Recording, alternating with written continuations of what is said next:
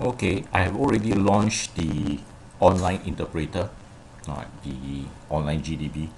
Okay, and as you can see over here, I already set this to the Python. All right, so I have a set of code here, not very long. First of all, I create two set. Okay, two set. So the first set is actually the fruit set, and I have apple, banana, cherry, durians. All right. Then the second set is a name set. Then I have apple, Brandon, and cherry.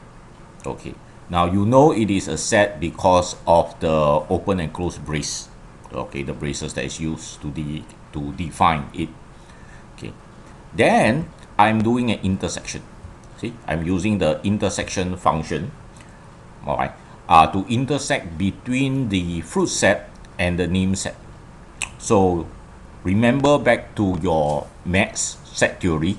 Okay, whenever you do intersection, basically means that it must exist in both the sets. So it must exist in the fruit set and the name set.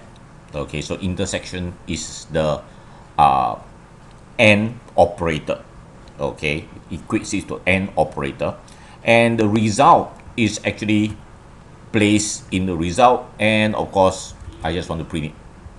Okay, so now let me just run it, and you will see that there is two answer, apple and cherry, because only apple and cherry exist in both the set, right, fruit set as well as name set.